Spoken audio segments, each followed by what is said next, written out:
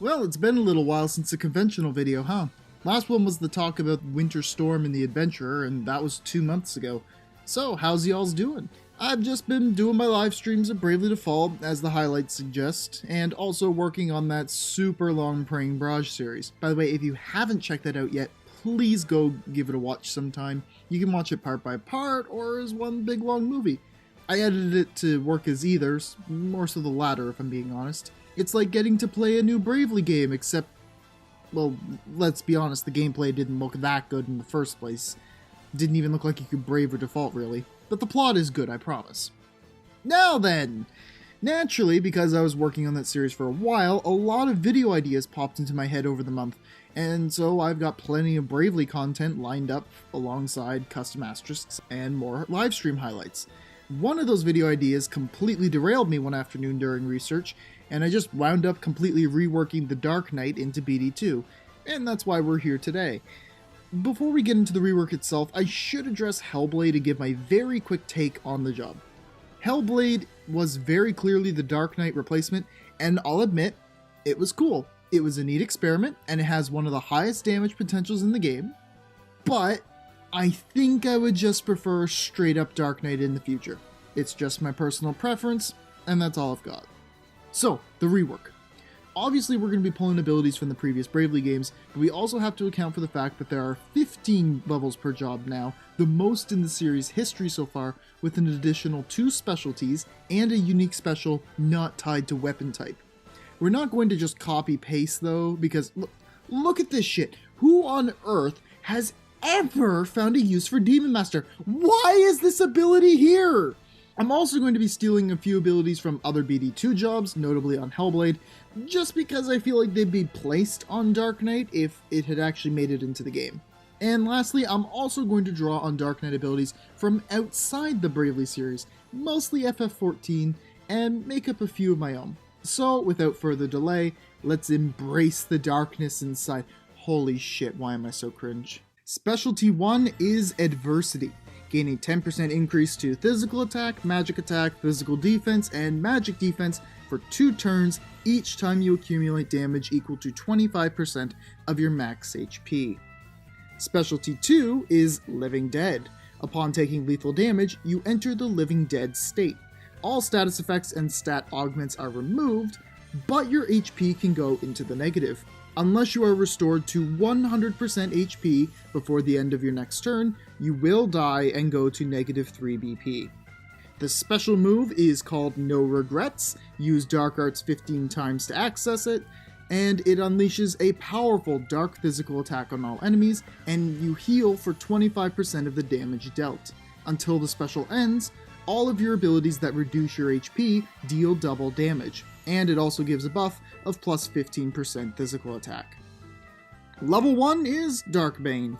Expend 20% of your max HP to unleash a dark physical attack on a single target that deals 1.25 times the damage of a normal attack. Level 2 is Grit. Increase the chance of enemies targeting you for attacks for 3 turns. Each time you take damage while Grit is active, gain a 5% increase to physical attack until Grit ends. Blackbane is level 3. Expend 30% of your max HP to unleash a dark physical attack on all enemies that deals 1.5 times the damage of a normal attack. Level 4 is See You in Hell, a passive for 1 slot. Upon taking lethal damage, unleash an attack on all foes that deals 3 times the damage of a conventional attack. Level 5, Minus Strike. Deal damage equal to your currently missing HP to a single target, ignoring defense. Level 6 is another passive for 1 slot, Refusal. Once per battle, if you would take lethal damage from an enemy, remain at 1 HP. Level 7, Absorb Magic. Nullify all damage from magic attacks until your next turn and restore your MP by the amount of MP used to attack you. Level 8, Dark Nebula. Expend 25% of your max HP to unleash a dark physical attack on all combatants that deals 3 times the damage of a normal attack. Level 9, Blood Oath. Apply a Blood Shield to 1 target ally for 2 turns. If the chosen ally would take any damage while the Blood Shield is active, the damage is split evenly between you and said ally. This ability costs 1 BP. Level 10, Glory or Death. Increase your physical attack and magic attack by 50% for 5 turns, but you also enter the Doom status. After 5 turns, you will suffer instant death. Does not activate lethal damage based abilities. Level 11, Adrenaline Rush. Passive for 2 slots. If your ability is reduced below 20%, gain a 30% increase to physical attack and magic attack for 4 turns. Level 12, Rage. Unleash Dark Bane against random enemies up to 5 times or until your HP falls to 1. This ability costs 2 BP. Level 13, Bloodletting. Expend 40% of your max HP to gain 1 BP. Level 14, the final passive of the job, Occultic Studies. All Dark Knight abilities, Black Mage, and Arcanist spells that deal damage are 15% stronger. And finally, level 15, Eclipse. Expend 50% of your max HP to apply a dark magic attack that burns all enemies for 2 turns. During Eclipse's duration, all affected targets have their physical defense and magic defense reduced by 20%, and the battle is treated as occurring at night.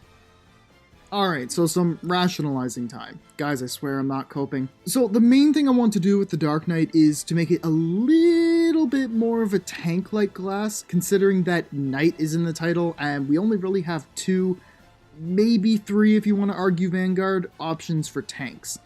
But at the same time, I also wanted to maintain the damage output of this edgy HP drainer.